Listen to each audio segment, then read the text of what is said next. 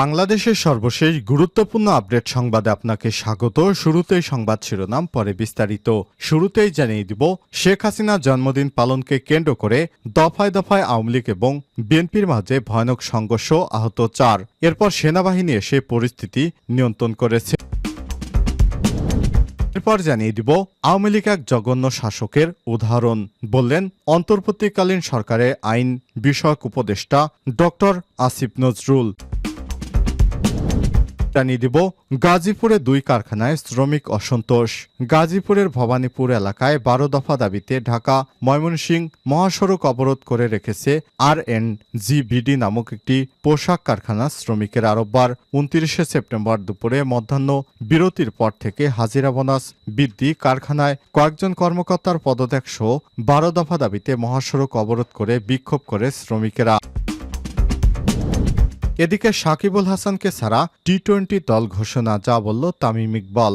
ভারতের বিপক্ষে 3 ম্যাচের টি-20 দল ঘোষণা করেছে বাংলাদেশ ক্রিকেট বোর্ড বিসিবির নির্বাচকেরা। 15 জনের দলে ফিরছেন স্পিন অলরাউন্ডার মেহেদী মিরাজ। 14 মাস আগে সর্বশেষ টি-20 দলে ছিলেন তিনি। সাকিবুল হাসানের শূন্যস্থান পূরণে তাকেই বেছে নিয়েছে নির্বাচকেরা। এদিকে নিহত সেনা কর্মকর্তার পরিবারকে দেখতে গেলেন জামাতের আমির। নিহত সেনা কর্মকর্তা তানজিমের পরিবারকে দেখতে যান বাংলাদেশ জামাত ইসলামের আমির ডাক্তার শফিকুর রহমান। রোববার দুপুরের দিকে নিহত সেনা কর্মকর্তার পরিবারের খোঁজখবর নেন তিনি। এবং সর্বশেষ জানিয়ে দিব, যুবলীগ কর্মীর বাবাকে গণপিটুনি দিয়ে পুলিশে দিল জনতা। নাটোরের চকবৈদ্যনাথ এলাকায় যুবলীগ কর্মী কোয়েলের বাবা আমিনুল ইসলাম আজমকে গণপিটুনি দিয়ে থানায় পুলিশের কাছে সোপর্দ করেছে এলাকাবাসী। আজ সকালে পুলিশ তাকে উদ্ধার করে নাটোর সদর হাসপাতালে ভর্তি করে। তিনি সুস্থ হলে তাকে আদালতের মাধ্যমে জেল হাজতে পাঠানো হবে। প্রিয় দর্শক, এতক্ষণ শুনছিলেন সংবাদ শিরোনাম, এবারে বিস্তারিত। তবে তার আগে বন্ধুরা, অনুরোধ থাকবে এই সংবাদটিতে একটি লাইক দিন। এই চ্যানেলে আপনি নতুন হয়ে থাকলে আমাদের সংবাদটি দেখতে দেখতে চ্যানেলটি সাবস্ক্রাইব করে রাখুন। কমেন্ট করে আপনার মূল্যবান মতামত জানিয়ে দিন বন্ধুরা, আপনি বিশ্বের কোন দেশ থেকে বা বাংলাদেশের কোন স্থান থেকে আমাদের সংবাদটি দেখছেন এবং শুনছেন। এবারে বিস্তারিত। শেখ হাসিনার জন্মদিন পালনকে কেন্দ্র করে দফায় দফায় সংঘর্ষ। চাঁদপুরের ফরিদগঞ্জে গোবিন্দপুর উত্তর ইউনিয়নের সাবেক প্রধানমন্ত্রী শেখ হাসিনার ৭৮তম জন্মদিন পালন উপলক্ষে মিলাদ ও কেক কাটাকে কেন্দ্র করে নয়াহাট বাজার আওয়ামী লীগ ও বিএনপি নেতাকর্মীদের মধ্যে দফায় দফায় সংঘর্ষের ঘটনা ঘটেছে। এতে উভয় পক্ষের 4 জন আহত হয়েছেন।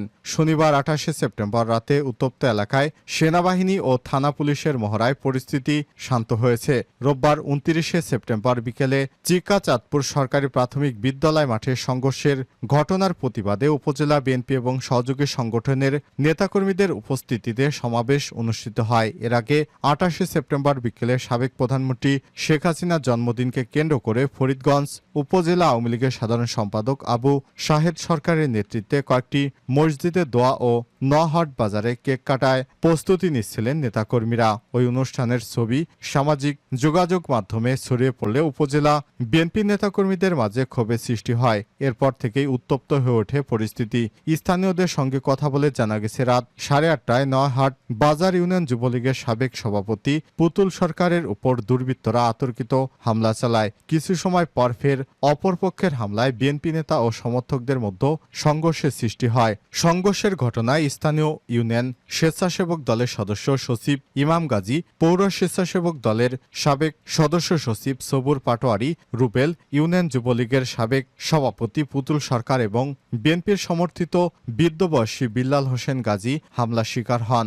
আহতরা উপজেলা স্বাস্থ্য কমপ্লেক্স সহ বিভিন্ন স্বাস্থ্যসেবা কেন্দ্রে চিকিৎসা নেন। এই ঘটনায় নয়াহাট বাজারে ব্যবসায়ী এবং পথচারীদের মাঝে আতঙ্ক ছড়িয়ে পড়লে অনেকেই ব্যবসা প্রতিষ্ঠান বন্ধ করে বাড়িতে চলে যায়। পরিস্থিতি নিয়ন্ত্রণে আনতে সেনাবাহিনীর সদস্যরা কয়েকবার টহল দেয় এবং থানা পুলিশ ঘটনাস্থলে উপস্থিত হয়ে যান চলাচল নিরাপত্তা নিশ্চিত করে।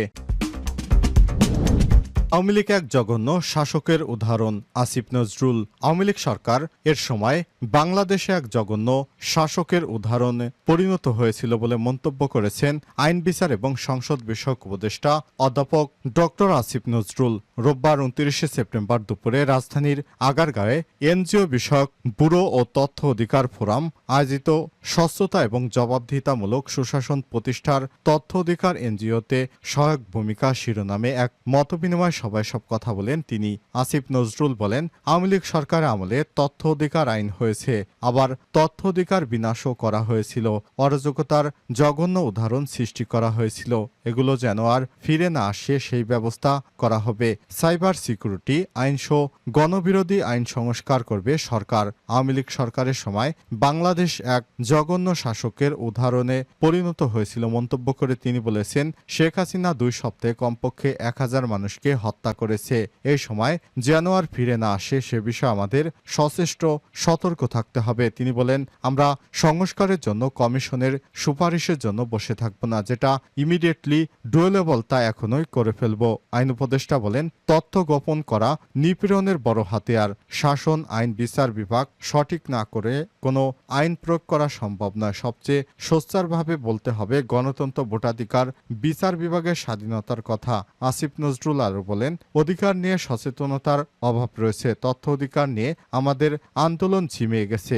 আইন তৈরি হয়েছে, যথাযথ প্রয়োগ করা হয়নি।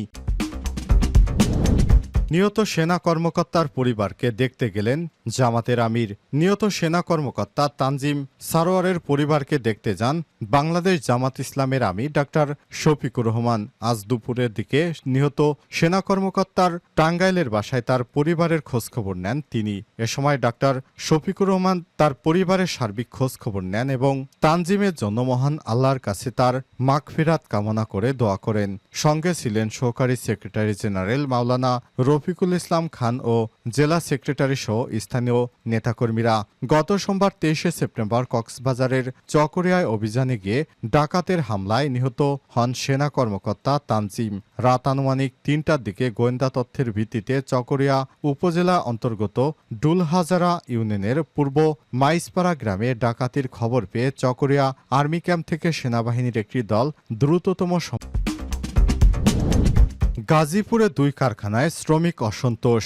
গাজীপুরের ভবানীপুর এলাকায় 12 দফা দাবিতে ঢাকা ময়মনসিংহ মহাসড়ক অবরোধ করে রেখেছে RNGBD নামক একটি পোশাক কলকারখানার শ্রমিকেরা। রোববার 29 সেপ্টেম্বর দুপুরে মধ্যাহ্ন বিরতির পর থেকে হাজিরা বোনাস বৃদ্ধি, কারখানার কয়েকজন কর্মকর্তার পদত্যাগ সহ 12 দফা দাবিতে মহাসড়ক অবরোধ করে বিক্ষোভ করেন শ্রমিকেরা। এ সময় সেনাবাহিনী ও পুলিশ ঘটনাস্থলে গিয়ে পরিস্থিতি স্বাভাবিক করার চেষ্টা করছে। এদিকে গাজীপুরের কোনাবাড়ি এলাকায় MA নিটওয়ার কারখানার শ্রমিকেরা হাজিরা বোনাস ও টিফিনের টাকা বৃদ্ধির দাবিতে দুপুরের পর কর্মবিরতি শুরু করেন। এক পর্যায়ে শ্রমিকেরা কারখানা থেকে বের হয়ে মূল গেটে অবস্থান নেয়। ঘটনাস্থলে পুলিশ, বিজিবি ও সেনাবাহিনীর হস্তক্ষেপে পরিস্থিতি নিয়ন্ত্রণে আসে।